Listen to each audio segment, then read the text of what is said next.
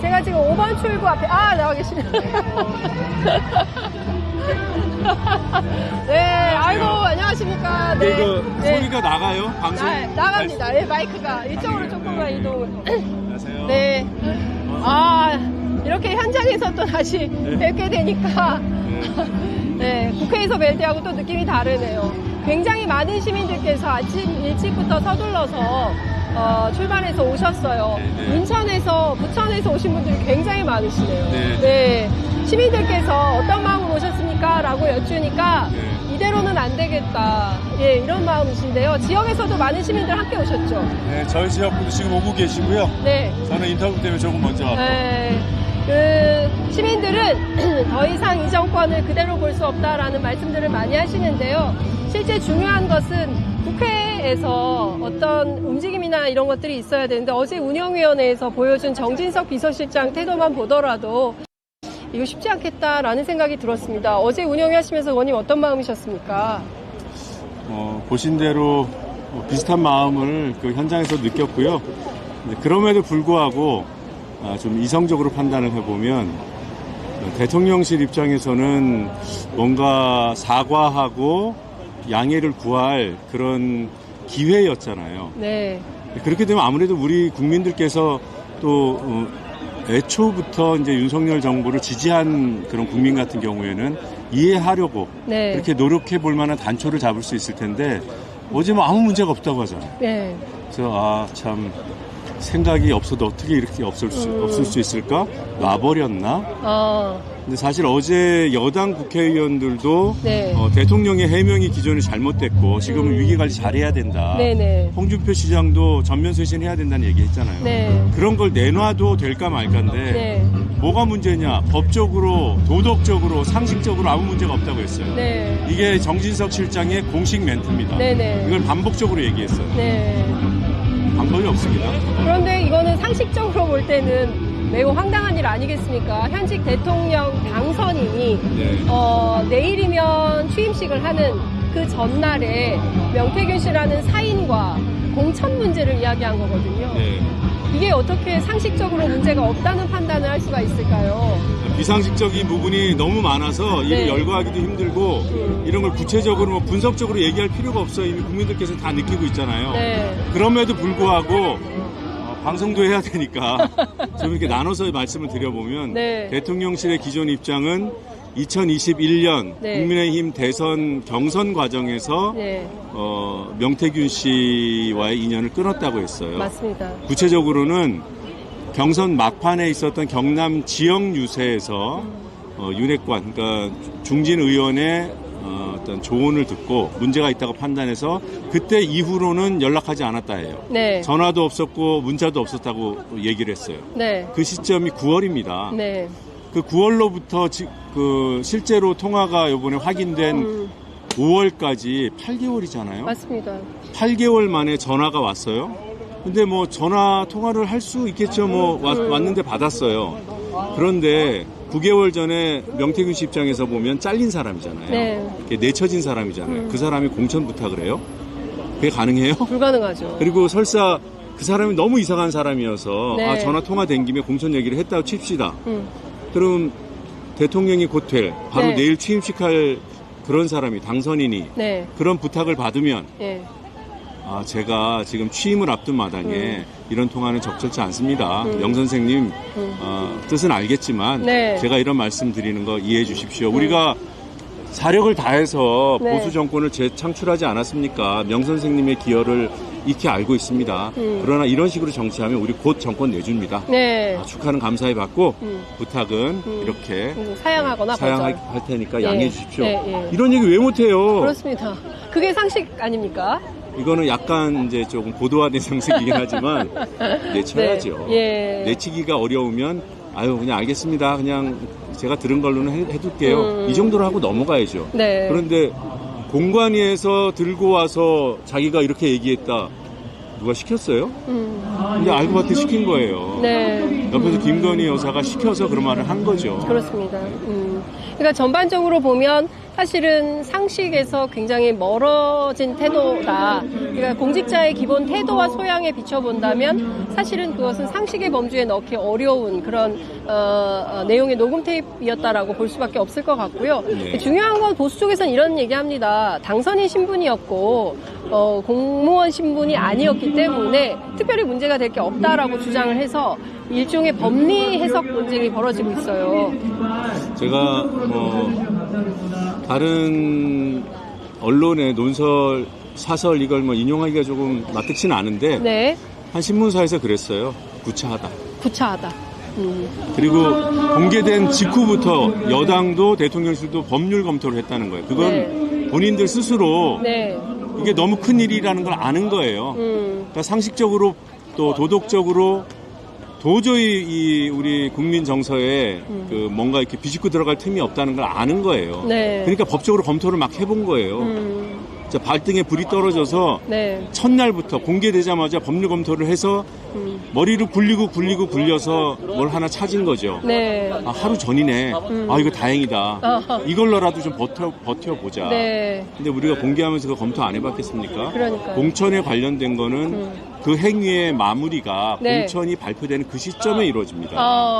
5월 10일 오후에 발표가 됐어요. 맞아요. 그리고 다른 녹취에 보면 네. 김영선 의원이 공천과 관련돼서 얘기하는 게 있습니다. 그 당시 5월 9일, 2022년 5월 9일에 축하 전화를 받아요. 네. 이제 명태균 씨가 다 됐다고 하니까 네네. 이제 어떤 분이 축하를 합니다. 그랬더니 김영선 씨 네. 공천이라는 거는 방망이 두드리기 10초 전에도 바뀔 수 있는 거예요. 아, 그런 얘기 하지 마. 네. 그게 맞는 말이에요. 갑자기 쪽지가 들어와서 10초 전에도 뒤집어질 수 있다. 이렇게 표현합니다. 예. 그런 일들이 왕왕 있지 않습니까? 그래서 그 공천, 추천, 그다음에 압력 행사, 그다음에 결과가 나오기까지는 하나의 행위로 봐야 된다. 저는 너무 쉽지 않아요? 자, 그러면 이 부분은 누가 보더라도 법률적으로 문제가 있어 보이고요. 네. 그 결과에 대해서는 반드시 대통령이 당장은 불소추 특권이 있어서 재판은 못 받는다 하더라도 수사는 착수해야 되는 거 아닌가요? 수사를 착수해야 되는 건 너무 당연하고 네. 다만 수사 주체에 대한 불신이 너무 깊기 때문에 네. 특검으로 해야 됩니다. 네. 자, 거기에 대해서 제가 볼 때는 한동훈 대표 입장이 안 나오는 걸로 맞아요. 봐서는 예. 고민이 깊은 것 같긴 해요. 네. 근데 한동훈 대표에 대해서 평가를 하고 그런 게 아니라 네. 그냥 여당의 정치 세력 그게 누구든 네. 여당은 대통령실이 아니잖아요. 예, 예. 국민 편에 서 있어야 되잖아요. 그렇습니다. 예. 뭐 대통령실이 설득해줄 뭔가 두둔해줄 그런 요만큼의 예. 그런 사유라도 있으면은 그걸 부풀려서라도 해보겠는데 지금 뭐가 있습니까? 그러니까요. 한동훈 대표도 결국은 특검에 동의할 수밖에 없다고 봅니다. 지금 명태균 씨를 경선 때만 통화를 했다라고 주장을 하지만 5월 9일 그리고 그 직전까지도 통화했다는 내용들이 계속 언론 보도를 통해서 나오고 있고요. 네. 그러니까 상당히 오랫동안 친분 관계 혹은 교분을 쌓아오면서 명태균 씨와 관계를 맺어온 걸로 보이는데, 중요한 포인트는 이런 것 같습니다. 어쨌든 아무런 공적, 자리에 있지 않은 김건희 여사와 또 명태균 씨가 지금 본인 스스로 밝히고 있는 수많은 이슈들을 보면, 인사에 해당하는 역할 그리고 또 경우에 따라서는 창원 산단 문제에 이르기까지 수많은 내용들이 있는데요. 과연 이 특검의 벽을 넘을 수 있겠는가가 굉장히 중요한데 이번에 11월 14일 의결키로 했는데요. 과연 국민의힘이 민주당과 함께 특검의 벽을 넘을 것인지 어떻게 전망하십니까? 저랑 여러 번 얘기했지만 얘기해서 아시겠지만 저는 전망 잘 안 합니다. 네. 때가 되면 그 일을 만나기 때문에 전망하지 않고 지금 할 수 있는 최선을 다하는 일을 하면 된다고 봐요. 네. 지금 할 수 있는 일은 이미 여론이 넘어온 것 같지만 그 특검이 가결되고 심지어는 특검에서 결론이 나올 때까지 계속 국민 여론을 일으켜 놔야 되는 거죠. 네. 국민께 소상하게 보고 드리고 네. 문제가 무엇인지 설명드리고 네.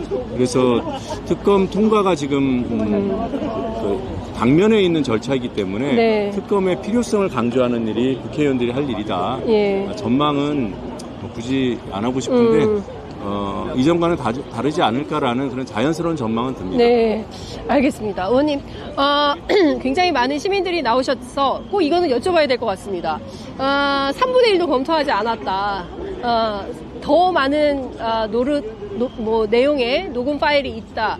그리고 이번 주 일요일, 내일이네요. 내일 민주당에서 김건희 여사와 관련된 녹음 파일을 공개할 예정이다라는 얘기가 돌고 있습니다. 네, 이것도 이제 추측과 전망의 영역이잖아요. 저는 네.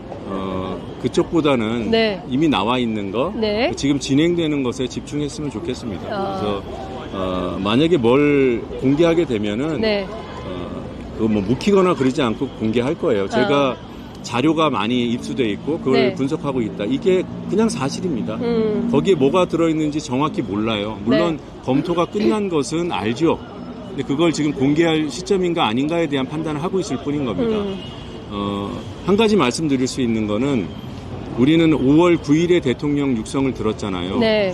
지금 대통령실의 그 이후 나온 입장은 그때는 취임 전이라 한번 네. 통화를 했는데 그 이후에는 정말 접촉이 없었다고 해요. 네. 근데 그 이후 상황들이 있어요. 그 창원 산단도 그 이후 상황이에요. 네. 창원 산단 문제는 2022년 11월부터 뭔가가 움직입니다. 네. 그때 현장 실사하고 막 이럴 때 명태균 씨가 지휘해요. 창원 산단. 대표 이리로 가라 저리로 가라 이런 얘기들을 해요. 그 대표라고 칭해지는 사람은 그 김영선 의원. 네. 김영선 의원을 이렇게 윽박지르는 거 우리가 다 들었잖아요. 네, 그 관계는 지속적으로 연결되고 그 네. 힘은 예. 김건희 여사로부터 나오고 네. 그 얘기는 그 5월 9일 예. 공천이 끝나고 네. 그리고 선거가 끝나고 예. 김영선 5선 의원이 예. 탄생한 이후에도 계속. 그 힘의 원천은 살아 있었다. 그래서 그 명태균 씨는 김영선 5선 의원을 향해서 계속 윽박지릅니다. 그걸 보다 못한 강혜경 씨가 2023년에 네. 이대로는 안 되는 거 아닌가라는 의문을 갖기 시작했다고 해요. 예.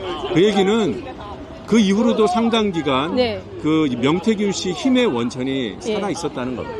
그러니까 명태균 씨의 힘의 원천인 김건희 여사의 영향력 혹은 또 권력이 2022년 5월 9일 이후 2023년까지도 계속됐다. 네. 그러면 사실상 최근까지도 계속, 그러니까 지난 총선 공천 이전까지 지속됐다라고. 이전까지 시도했잖아요. 그렇죠. 예. 근데 안 된 거죠. 네, 김해 갑으로 선제적으로 그 지역구로 옮겼으면 됐다라는 얘기를 네. 그 명태균 씨가 합니다. 하고 2022년에. 근데 그 얘기는 그렇게 조정해 놓으면 될 거라는 어떤 그 협의 네. 이런 것들이 있었다는 방증이고요. 네. 그건 조금 더 검증을 해야 되지만 결과적으로 2024년 공천에서는 이제 고배를 마셨기 때문에 이제 실패는 했으나 시도는 있었을 것이다라고 저는 보는 거고요. 네. 이제 점점 시간이 갈수록 힘은 약해졌던 것 같아요. 예. 명태균 씨의 힘이 혼자 김건희 여사와의 관계 속에서도 그 힘이 막강하게 작동하고 있었다고 저는 보지만 세력도 있었을 거라고 봐요. 김종인 위원장 많이 언급하잖아요. 실제로 접촉이 많았던 것으로 저희는 파악하고 있고 알겠습니다. 그 이외에도 다수의 정치인들이 명태균 씨와 하나의 세력을 이루었을 가능성이 크다고 봅니다. 근데 그 친윤들과의 그 권력 다툼에서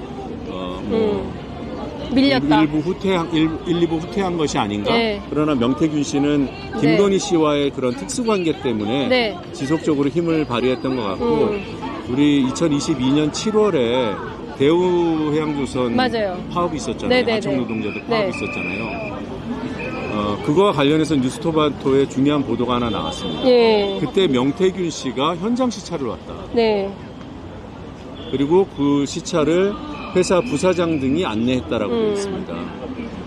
그것을 그때 지금은 제보자라는 분이 그때 상황을 나름대로 기억해서 언론에 얘기를 했을 텐데 그건 지금 하고 있는 얘기이기 때문에 기억이 잘못됐을 수 있다. 그걸 뭘로 입증하냐 그런 얘기를 하겠지만 그 당시에 녹취가 있다는 그건 또 다른 얘기잖아요. 그런 부분들을 하나하나 지금 우리가 지금 이런 문제 있었어? 그럼 그 당시에 녹취가 있었나? 이런 연결시키는 그런 분석도 필요한 상황입니다. 하나하나 밝혀지는 대로 네. 말씀드리겠습니다. 예. 자, 지금 보면 뭐 민주당 그리고 뭐 수많은 기자들이 함께 이 사건의 진실 규명을 위해서 이제 애쓰고 있는데요. 원님 끝으로 저희 뭐 워낙 많은 시민들이 함께 하고 계시기 때문에 한 말씀 듣고 마무리하겠습니다. 제가 소위 말하는 SNS 거의 1세대예요. 그리고 유튜브도 네. 거의 1세대고 국민TV를 하면서 유튜브로 매일 방송을 생중계로 하고 그때 동접자가 4, 5천이었거든요. 와. 그때 그 숫자가 저는 너무 적다고 생각했어요. 그리고 굉장히 속상했어요. 방송을 하면서. 네. 근데 그때도 그 수치가 엄청난 수치였던 거죠. 예. 지금으로 치면 한 뭐 10만, 20만 안 되겠습니까? 그렇습니다. 네. 그래서 저는 늘 거리로 나오지 마시고 생중계로 유튜브로 참여하시는 것도 참여가 맞습니다라고 말씀을 드려요. 예. 근데 이제는 거리로 나와 주십시오. 이제 나와야 할 때라고 저는 생각합니다. 거리에서 만나길 바랍니다. 감사합니다. 네, 고맙습니다. 어머니 고맙습니다.